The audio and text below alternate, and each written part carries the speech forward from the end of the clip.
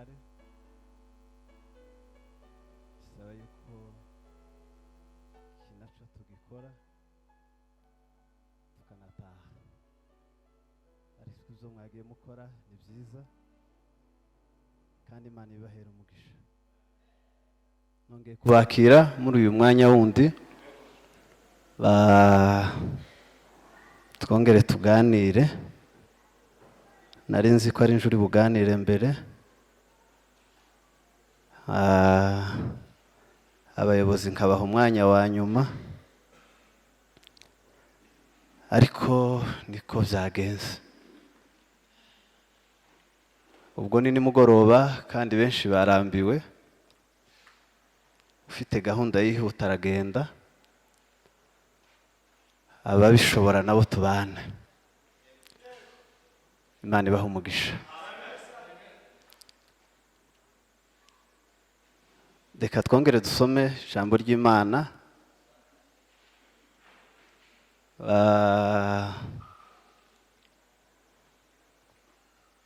Sebaziga namfashe.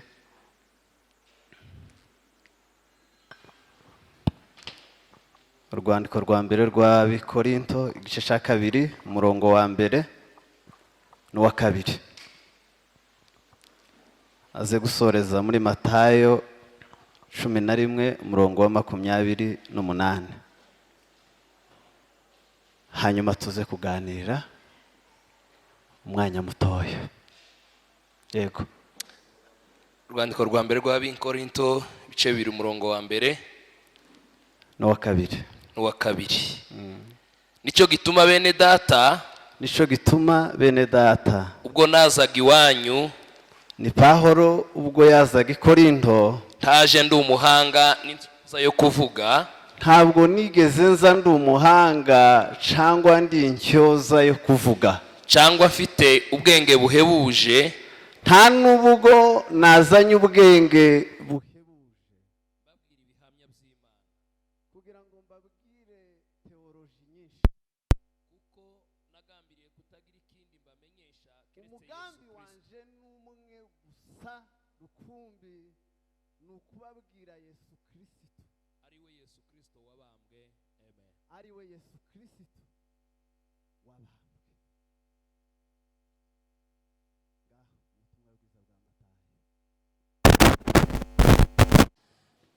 Matayo 11:28. Mwese abarushe n'abaremererewe, tangazo ryihutirwa, mwese abarushe n'abaremererewe muze munsange ndabaruhura. Amen.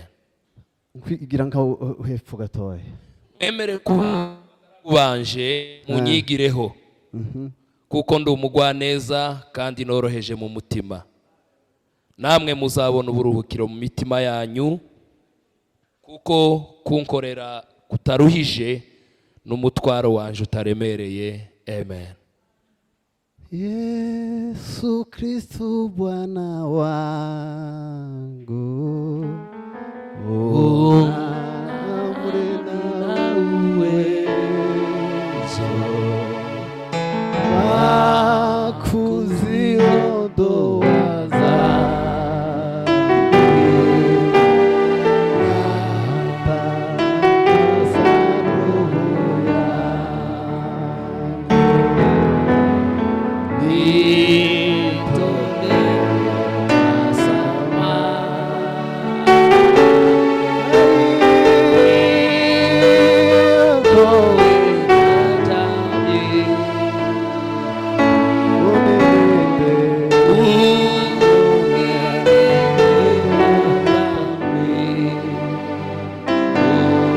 Twari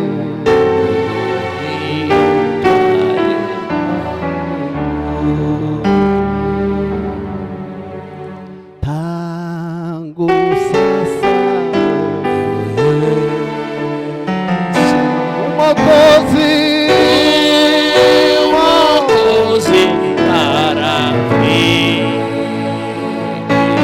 rafiki nimetegwa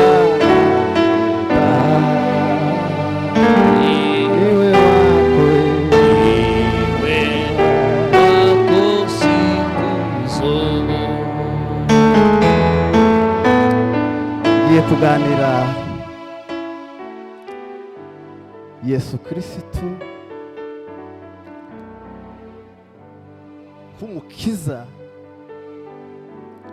waje kudukiza umuruho twari dufite w'ibyaha. Nico ndi buvugeho kandi umwanya mutoya. Yesu Kristo kuko binavuga umukiza waje kudukiza umuruho twari dufite w'ibyaha. Ariko ndaza kubasaba iki ngiki, ntabwo ndi bubabwire Yesu wo mu mpapuro, tureke Yesu wo mu bitabo, tureke Yesu. Naherutse kubona agafilmu ubushize, sinzi niba ari byo ariko akina umugabo w'umukongomani bari bamushoreye yikoreye umusaraba, baba bavuga ngo ni Yesu w'umukongomani, none ngo batangire kumukubita arawuta arirukanga. Ntabwo ndi mubabwire Yesu mu mafilime kuko nta kintu yobamarira. Ntabwo ndi bubabwire Yesu tuza turirimba ku kanwa atari mu bikorwa, ntaco yo kumarira. Uzomuririmba urupfu kuruhara upfe baguhambe. Ariko ndavuga Yesu wanasifiwe. Ku cyumweru nariko mbwira abo twari kumwe nangenganye twari kumwe ibitengera, hari ibintu nkumbuye kuko biri muri krize zihari. Nkumbuye kubona ubukirisitu bwo mu gisirimba bukaba n'ubukirisitu bwo muri matiriyo, bukaba ubukirisitu bwo mu gitaramo tukanezerwa cyane, ariko tukabutahana iwacu tukaburarana tukabuvyukana tukabujana gucuruza tukabugarukana. Ndabukumbuye cyane. Nkumbuye kubona abagabo bavuga Imana ibarimwo, bavuga ibibarimwo apana ibyo basomye. Yesu utari uwo mu bitabo, Yesu nya Yesu ni umukiza.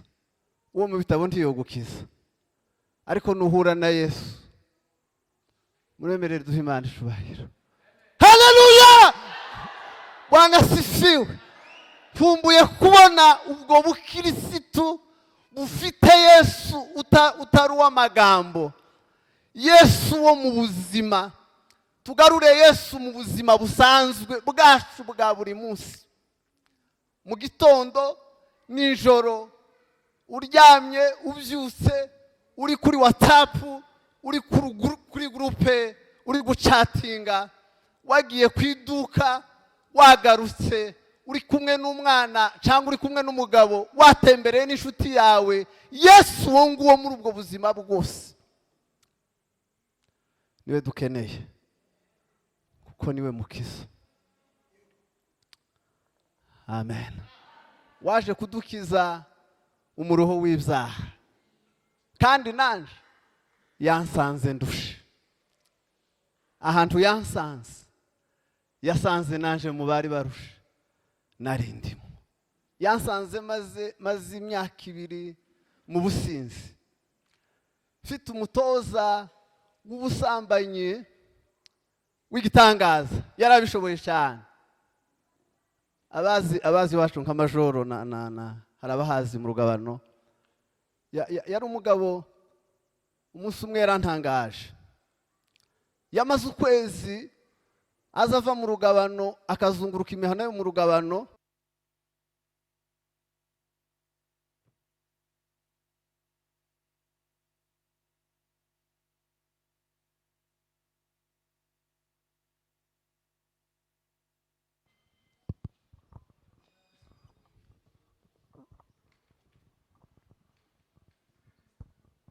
rwari nk'urugenzi rw'amasaha 2 n'igice no mu rugabano.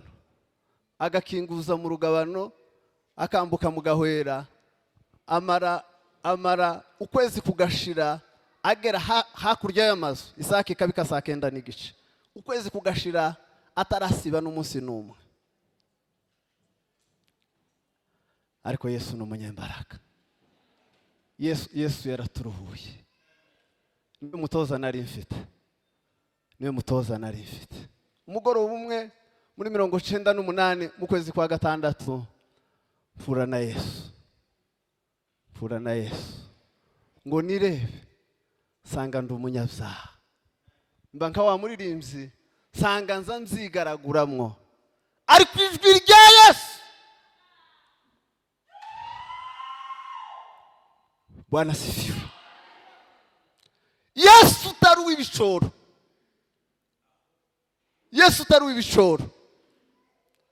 Yesu taruwe abaririmbyi twahengetse amajwi cyangwa twayagoroye Yesu umukiza wavuye mu ijuru atumwe n'Imana kuducungura kandi ntiyatuwa mugambi mu nzira arawusohoza turahura bangusubira uvuge ngo aho twahuriye oya kwa kundi mwari ko muvuga ngo Yesu yankoze naramumenya mbimenye sinditaho ariko we ntiyacitse intege yakomeje kumundatyo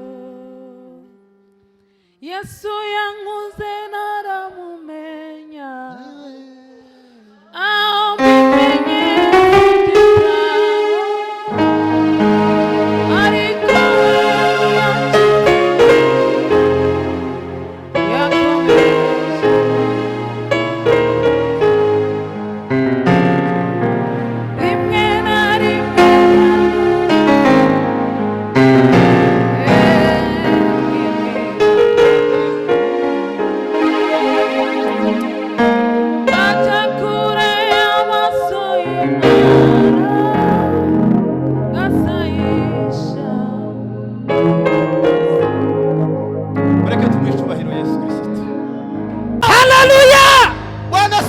asifiwe sana ubuzima yagezemo Yesu ubuzima Yesu yagezemo buragaragara ubuzima yagezemo buzabugaragara ubuzima nabwo yapfuyemo atakibamo tibuzabwihisha nabwo buzabugaragara hari umudamu wigeze gupfusha umwana mu nda kandi yari mu bihugu by'abazungu amufusha ku wa mbere yari afite rendez-vous yo kubyara ku wa gatatu nejo bundi mu cyumweru gishize twari ko tuvugana nawe ngo yumva umwana ateye bwa nyuma mu nda ye umutima uramubwira ngo umwana ntakiri muzima ariko hari nijoro ahamagara umuganga wamukurikiranaga aramubwira ngo ushobora kuba wagize ubwoba mu mubiri wawe nta kibazo ufite n'umwana nta kibazo afite reka buce uzaza ariko n'ubwoba wagize ararinda buraca rero ntibwakeye ijoro ryageze hagati yumva biranze afata imodoka aja ku bitaro ngo bapime baramubwira ngo umwana yapfuye kera ntaheruka ntawoyoberwa yuko ubuzima bwa Yesu Kristo butagikora muri we burimwo cyangwa butarimo ntawo biyoberwa yuko bikirimo kuko hari ibimenyetso by'umwuka wera biza bivibura mu buzima bwacu bikaduhamiriza neza yuko Yesu Kristo akiri muzima muri twebwe nuko ngiye kuganira ariko ndanezerewe umugoroba umwe muri 2 kuko nari narakijijwe hari saa 12 nahuye n'umudamu muri hangana ko ndakenera ngo tuvuge Yesu muzima muri twebwe. Yashakaga ko dusambana. Umutima w'Umwuka Wera urambwira ngo habe nubwo yokuramwe imyenda akirukanga timwosambana. Yesu yari muzima muri njewe, akambwira ngo ntibishoboka, ndagufite. Naratangaye. Bwana sifiwe.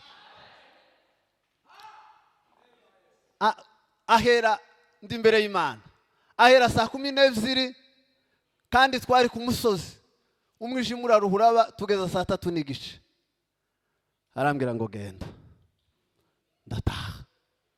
Yesu yari muzima, yari kwakora. Yesu ni muzima, yaje kuturuhura. Umuruho twari twikoreye w'ibyaha. Uracyabona umutima wo gusambana gute? Yesu ashobora kuba atari muri wowe, ariko niba ari muzima muri wowe. Bwana sifiwe. Amen. Niba ari muzima muri wowe, reka mbaye ikimenyetso kigaragara cyane kandi coroshe, nuko nta mwana w'imyaka 3 urahangaha nka turiya twana turi inyuma, nuko mutaye mutubona. Byere byose bashobora kuba babweneza imyaka 3. Nta mudamu wosambana n'umugabo w'abandi ari kumwe n'akana kiyo k'imyaka 3, yobanza kagakingirana mu gihumba. Uzigituma uzubishobora. Ndavuga ibimenyetso bishobora kutugaragariza yuko Yesu ari muzima muri twebwe. Usare ndanezerewe. Bwana sifiwe. Amen. Temimwe Pawulo yatangizanyije kubwira isi Korinto, kuko yahamaze amezi 18 ahataramye i Korinto. Temimwe yari kwabwiriza yatangizanyije ari kubwira abayuda baza kutayumva, yari kwababwira ngo Yesu niwe Kristo, bivuga ngo niwe mukiza kandi yasigiwe gukiza abantu. Tibabyumva. Niyo yataramiyeho, agiye kongera kubandikira kubera ibibazo bari bamubajije birenga 6. Bwana sifiwe. Arababwira ngo sinaje ndi umuhanga, sinaje ndi n'umunyabwenge, naje kubabwira Yesu Kristo, ayiwe Yesu Kristo wabambwe. Nayo makuru nabazaniye. Hanyuma utaruriya wo mu bitabo, utaruriya Yesu Kristo muzima. Kimenyetso cya mbere kigaragaza yuko Yesu Kristo ari muzima muri twebwe. Sebaziga n'ubundi araza kwihangana adufashe gusoma. Ubuzima Yesu Kristo arimwo ntibuza bukomeza gukora icyaha.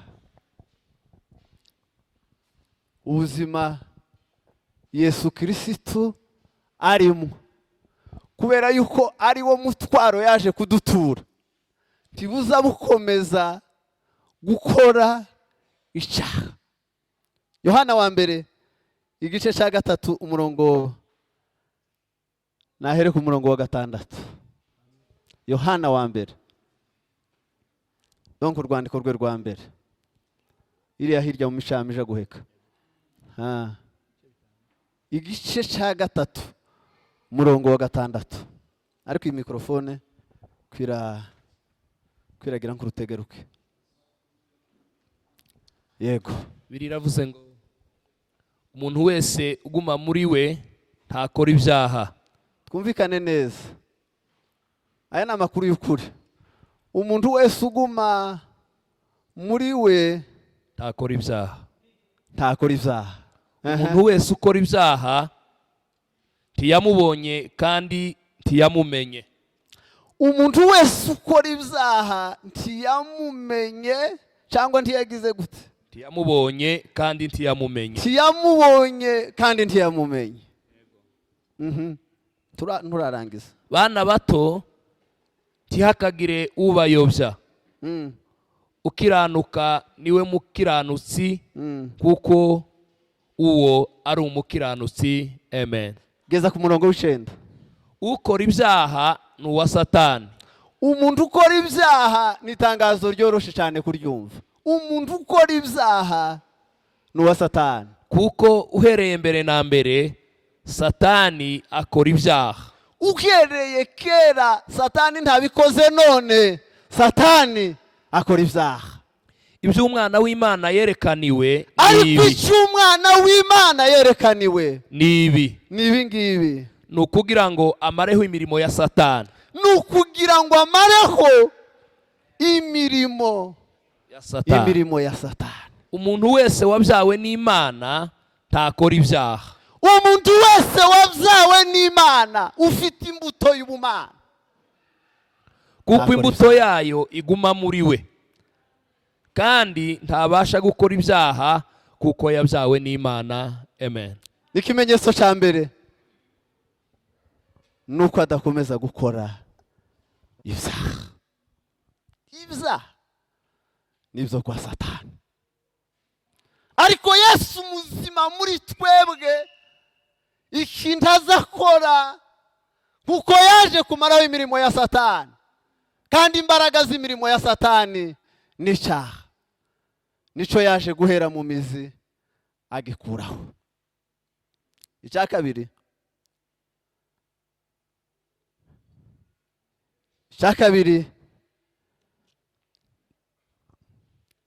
kiri muri komeza uwo murongo wa 10, harimo ibintu bibiri.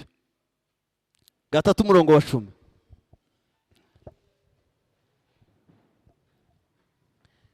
icyo nicyo kimenyekanisha abana b'Imana n'abana ba Satani. umuntu wese udakiranuka cyangwa udakunda mwene se si uw'Imana. Amen. ni ibintu bibiri.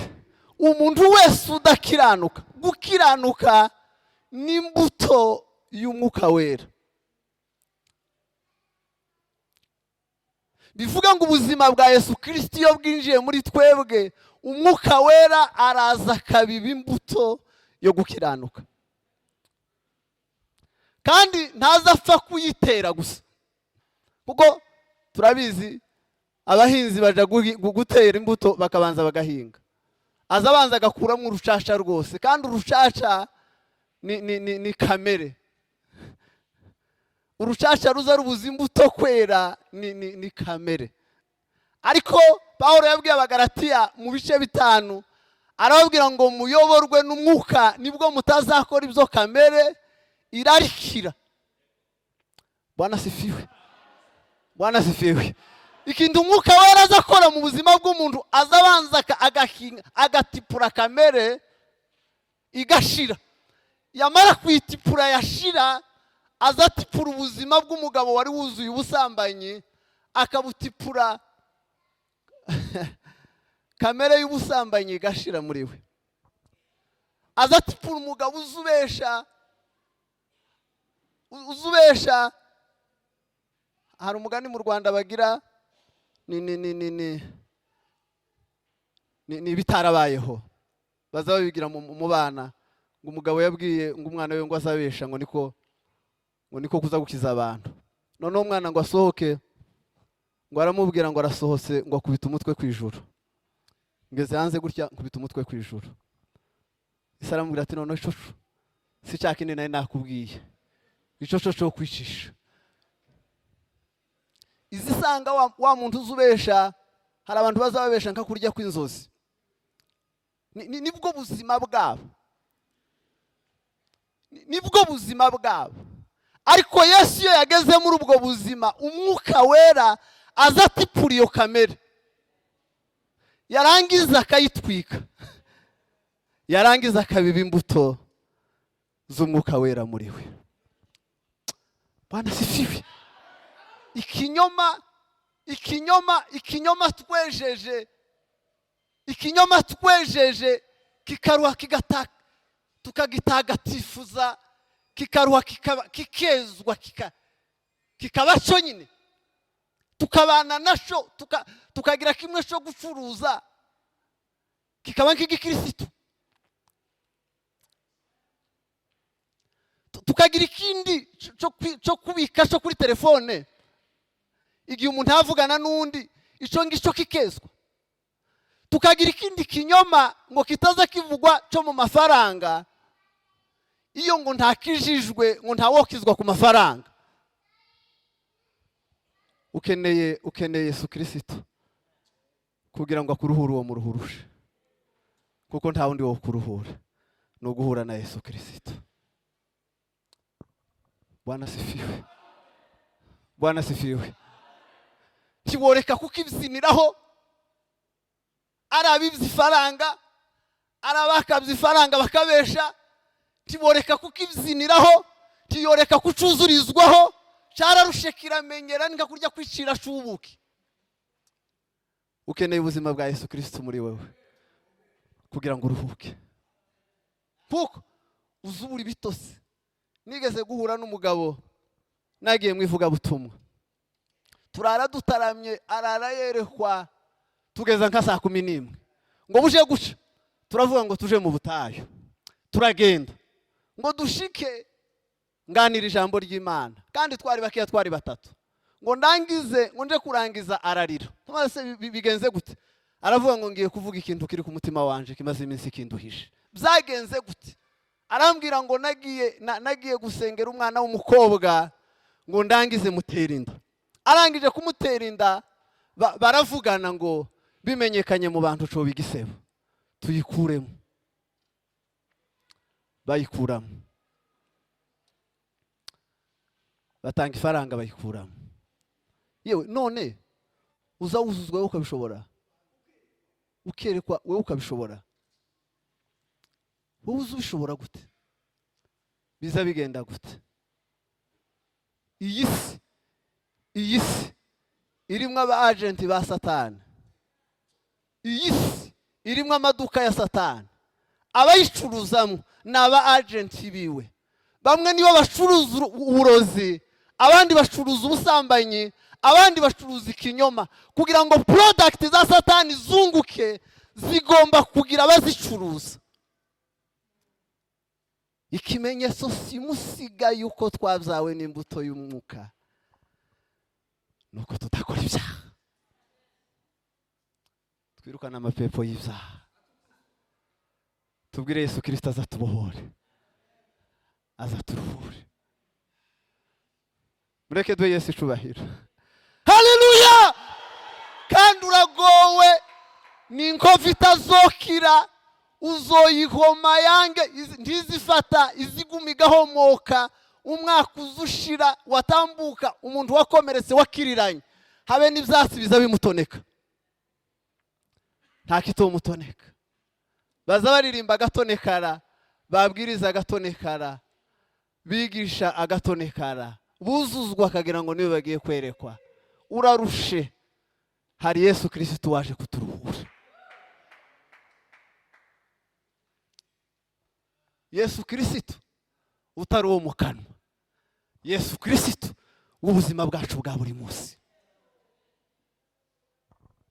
Yesu Kristo utari uwo ku minwa, utari uwo ku mpapuro z'umukara, kuri aya makaratasi y'umweru. Yesu Kristo Imana nzima iri muri twebwe. L'emelarisation le gros benigane. Ukristo bwana kabiri butaza bugera no mu rugo. Hari umusore twari duturanye, yari umugabo. Umunsi umwe turavuga ngo tuje gutarama, twari dufite inyota yo kuja gutarama, kandi yari mu mwuka mwogashwamo. Ngo nangize arambwira ati none wewe ni wowe uri buki wanje. Ngo mpagere nsanga ngo umugore yatinze kumucumbira, afata urukwi mu ziko ararumukubita. Imboga y'umugore yatinze kuncumbira kugira ngo tuje gutarama.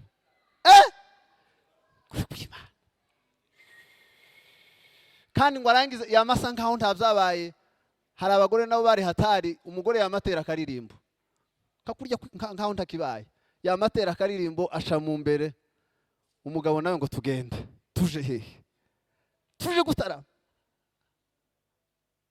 Yesu Kristo utari bene uyu nguyu ku kanwa.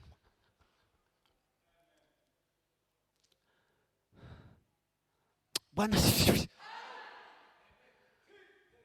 Bwana sifiwe. Hari abafite imvune, hari abagowe, kandi Yesu Kristo yaraje kuturuhura. Nigeze guhura n'umugabo yari yarishe umuntu, amurasha amasasu 6. Turatarama icumweru ca mbere, turatarama ica kabiri, turataramisha gatatu. Ijoro rimwe tugiye gutarama arambwira ngo ndenda guturika, ngwino nkubwire.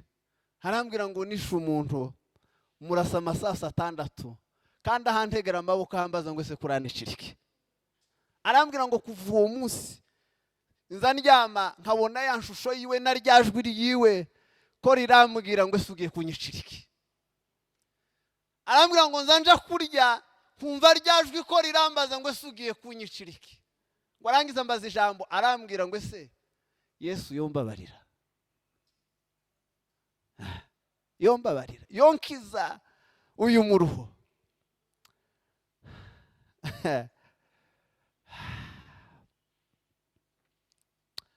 Nari ndushenga uyu mwuma Yesu araza ati ngwino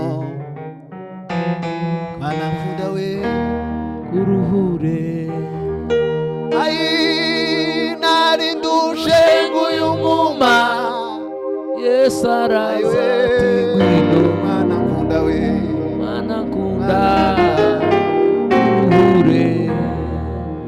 ari mu mwijima yo Ijimbo ukabije aramurikira. umwana ari mu Umwana uteye isoni Yesu akunda. nari ndushenga uyu mwuma Yesu araza ati mwana nkunda uruhure. ari mu mwijima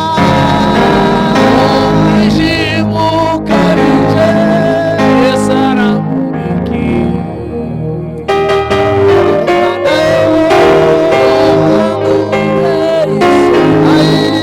Yesu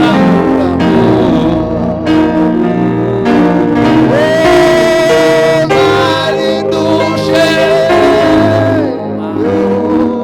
Yesu araza ati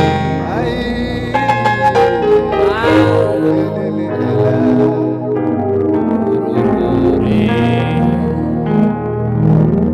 Shakane kiduhamiriza yuko Yesu ari muzima muri twebwe ni umwuka wera, ni umwuka wera uzuduhamiriza yuko Yesu Kristo ari muzima muri twebwe. Ibice 8 umurongo w'8 mu Baroma. Ibice 8 umurongo w'8 mu Baroma. Hanyuma nze gusoza dusenga Imana kuko burishe. Yesu ni muzima muri twe Adutishije Imana ayiwe ni uturindira ubugingo. Iwe murengezi umana nanje mutabazi. umbe kure Kure ndakugende ayo nibura abandi kugufasha. Yesu tumane we. Hallelujah! Hallelujah!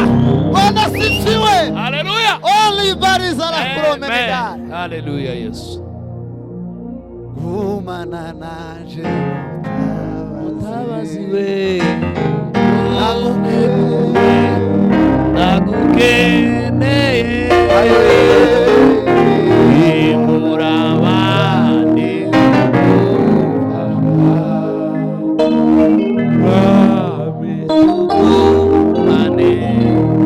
havuze gute?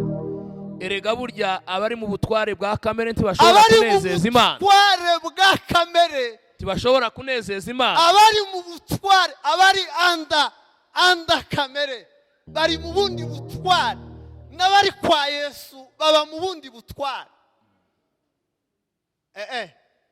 Bwana sifiwe. Amen. Banza uhagarara aho ngaho.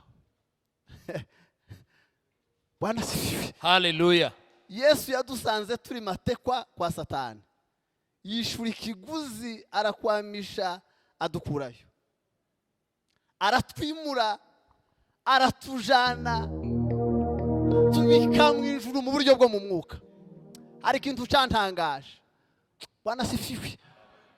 Bwana sifiwe. Hallelujah. Mu bice bitatu mu Bakolosayi umurongo wa 3 Pawulo abwira Abakolosayi ngo niba mwarafanye na Kristo ndatangaye. Aravuga ngo ubugingo bwacu buhishanywe mu Mana na Kristo. Ubugingo bwacu niba twarafanye na Kristo buhishanwe mu Mana hamwe n'ubwa Kristo. Uratekereza yuko Yesu Kristo Imana Data urugi rw'Imana rworoshe cyane mu buryo Satani yorusenya akatwinjirana akadukura mu Mana yarangiza akaza akongera akatwisha? Sinzi ko mvuze wa mugani wa mugabo. Bwana sifiwe. Amen. Tituriyo.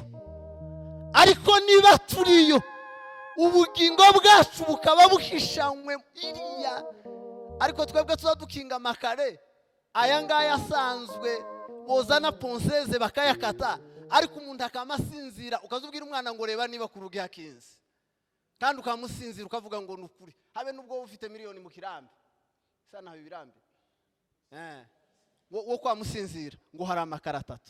Hanyuma tugatekereza yuko amakare y'Imana ari inzu ubugingo bwacu ari feke cyane, ari nk'amashinwa mu buryo Satani yo yakwamisha. Bishoboke kubwo bwami tutarabugeraho. Muratekereza yuko mu bwami bw'Imana aho azayimurira abo yashunguye, abo yakijije, ahantu azabimurira, utekereza yuko ari hacaga igihugu cyarutse yo kubita kudeta gisanga perezida kiryamye?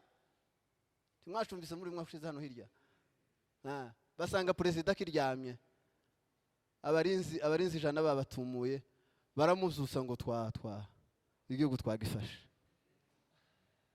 Sohoka igihugu twagifashe.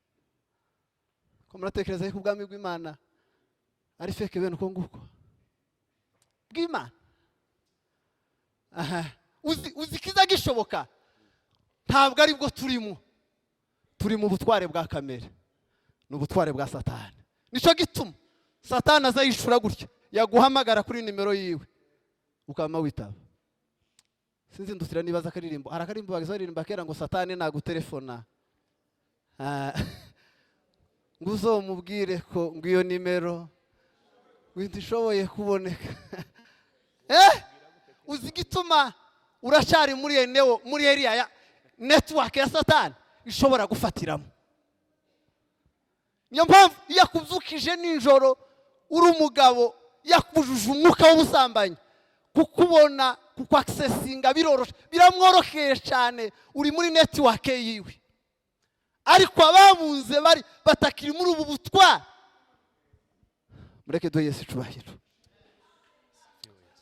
tuzamurere Yesu cubahiro. Hallelujah. Hallelujah. Hallelujah. Hallelujah.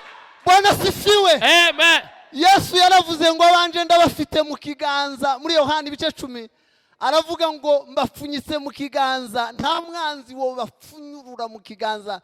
Uratekereza yuko ukuboko koroshe cyane? Wihangane wa urasoma n'amasosa. Bwana sifiwe. Hallelujah. Umunsi umwe mfite akana gafite imyaka 2 kagiye kuzuza imyaka 3. Umunsi umwe karankurikiye ngafashe ukuboko mpura n'akana kihene. Ureba akana kihene ngo kiterere gutya, umwana yamavuze induru, noneho akamfata kangwase ihene habe nubwo yosara turi kumwe yo kugira gute nukuri ntanumve tuza turi kumwe, iyi hene habe nubwo yosara ntaco yo gutwara, ntavyumve tiyabishikira. Uwo mwuka uwo munsi ndatangara sanga tuza dukangwa n'abana b'ihene titumenye yuko turi mu bwami bwa Yesu Kristo. Urebe ko murabona nk'umwana w'ihene wosaraho wonyishira umwana turi kumwe, nyina yo yosa Yesu wo kubipapuro kweri kwa Mungu ntaca azakumarira, ariko Yesu muzima ntawo mfunyura mu kiganza ciwe ngo twiba dutware, kuko Yesu arakomeye. Yesu arakomeye. Mureke tumwishubahiro hanyuma asome dusoze. Bwana sifiwe. Haleluya. Twongere duhe Imana ishubahiro. Haleluya. Haleluya. Umugabo ngo yari mu ndege ari umupilote, ari kumwe ngo n'umwana wiwe, haba imihengeri. Buriya n'imihengeri iba mu kirere, ni ikirere cyabaye nabi, haba amasekusi. Ngo arangize isi atanga itangazo ngo abantu bose nibambara imikandara. None ko akana karaguma karakina mu ndege, baragatuka, ariko wewe ntuwamenye ibyabaye, tugiye gukora accident hano, ambara umukandara. Karabaze niki cyabaye, itangazo rivuze ngo abantu bose bambara imikandara, ikibazo kirabaye. Harabaze se ninde utwaye iyi ndege, ninde uyitwaye? Baramumubwiye, harabwira ngo ni papa, ubwo ari utwaye, nta kibazo kiriho, nimushaka muyambure. Niba ari utwaye, niba ari Yesu kuyoboye, nushaka usinzira.